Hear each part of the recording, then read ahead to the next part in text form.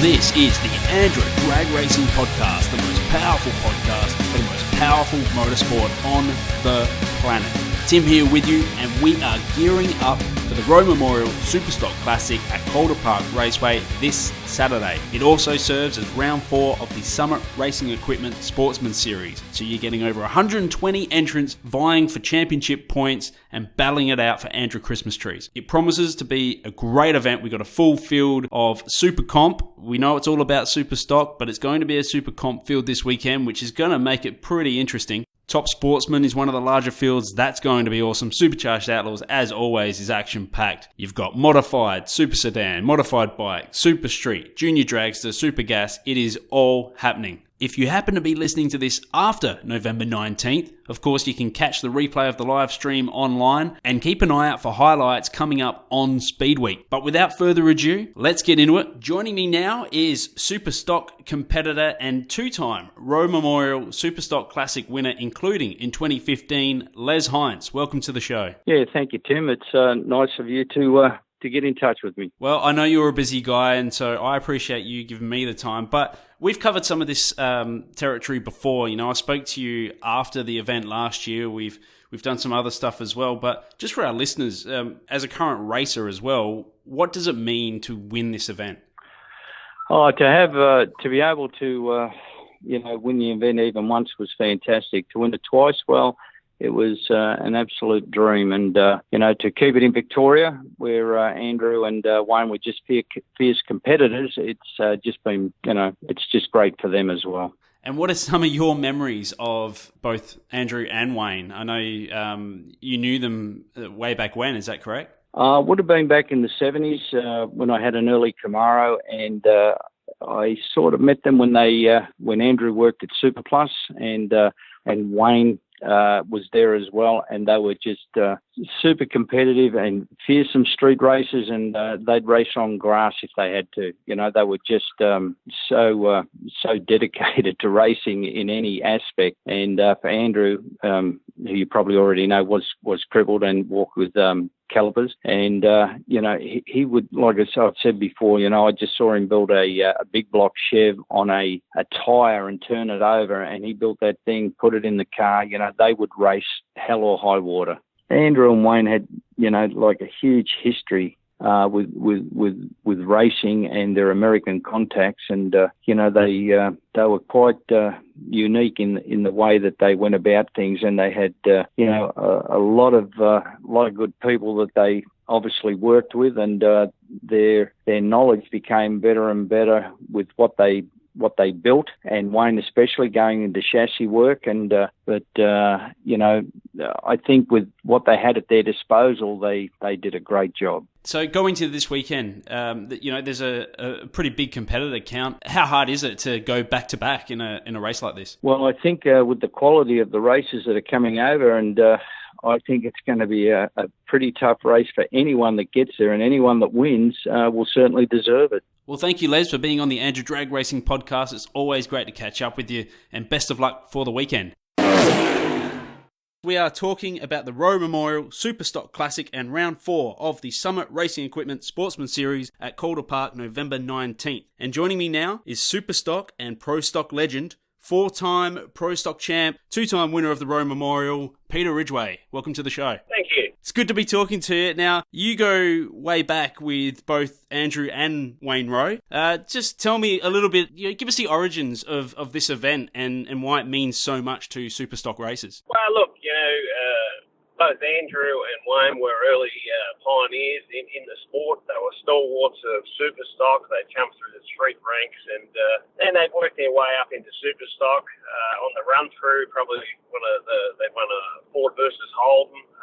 They'd also won, they were the first car to run a 9-second pass in modified production. So they were history-making guys. They've worked their way through the 70s and into the early 80s before Andrew passed away in 81. And they were ex-dandy guys, and I came out of that region. So in that period, in the early 80s, Superstock was a very, very strong part of drag racing, and everyone wanted to win it. Everyone loved Andrew. He was a guy who had a disability with polio, and he was on crutches, and everyone looked up to him. He had a very, very cheeky sense of humour, and super competitive. And as I said, everyone liked him.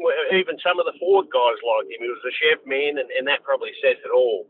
And as I said, Dandenong was a very, very strong part of the racing scene in that period, and everybody wanted to win that trophy. In '82, the first year, I qualified near the pointy end and raced Peter Michaels in the first race. And we used to do dry hops and wheel stands in that period, and I did one too many and snapped the main shaft in the transmission in half, and I was totally gutted. And to come back the next year and win it, it was fantastic.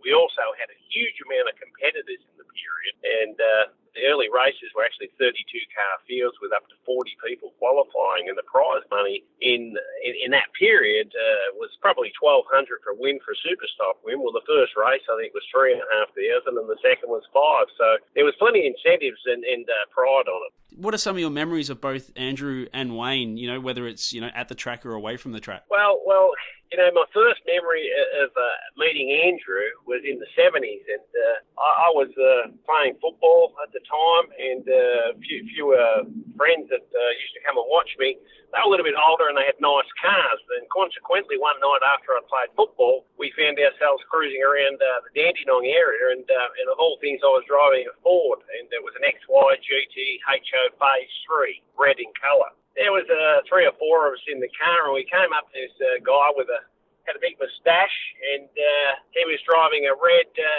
HT 350 Monaro. The driver was the infamous Andrew Rowe. We had 2 out of 3 runs, and he beat me twice, and I beat him once. The funny side of it was that was the first meeting I had with him. Well, he got out of the car after we'd had a couple of runs. I couldn't believe this guy was on crutches. And he was cheeky, and of course it was just him, and there was 4 of us, 3 or 4 of us, as I said, in this GT. So I sort of admired him in his way. Well, later on he told me that I was a bit of a dickhead. If I had thrown the other passengers out of the car, I would have flogged him. That's the sort of guy he was. Yeah, right. So, look, this event returned to Calder Park last year for the first time in a long time. So, as a Victorian, it must mean a lot that this event is now becoming a regular fixture back at Calder Park Raceway. Look, absolutely, because, as I said, the heritage, where he came from, Victoria was very, very strong in Superstock through that period. And, look, as I said, I was desperate to win the race, and it was a race to win. If you're a Superstock racer, there was no better race to win. And I'll go as far as to say those 2 races that I won would definitely be in the top echelon or the top bracket of anything that I've ever won. And I've won a couple of races over the years, so, that's how high I regard that race.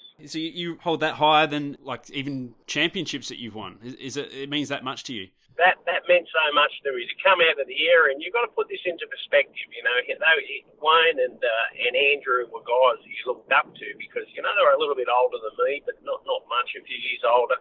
And you looked up to them for what they did and their cheekiness, their brashness, the way they were, and look, as I said, and being from Dandenong, being a personal friend, knowing their family, I was desperate to put my name on the trophy because I felt like I was part of that family.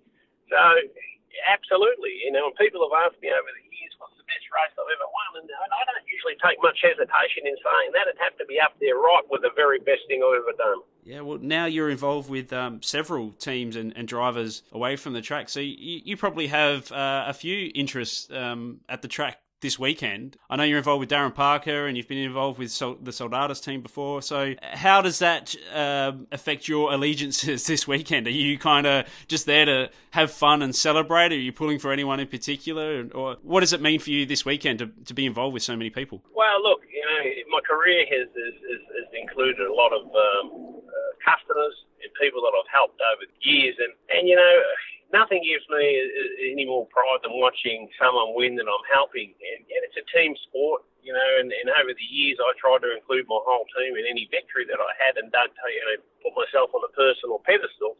And it's pretty much the same in this, like Darren, we had a few problems on the dyno on the weekend and we've had to strip the engine and I've been working 15, 16 hours a day and I really would like one of the guys to win it. And, Darren, Chris, I love Chris or one of the Soldatus boys, but, Chris is more pro stock Darren's the one, I suppose, if I've got a soft spot and I want to try and give it the best shot, is to Darren, and I've helped him win a championship. Well, this is a huge part of a super stock resume, and I'd love to have his name. Some of the other guys on that trophy, there's some famous people on there, and he's the one. But hey, if Chris or any other boys, I'll be equally as proud. But I think Darren's the one. I'd like to add it to his resume, and I'll do the best I can, and we'll see what happens.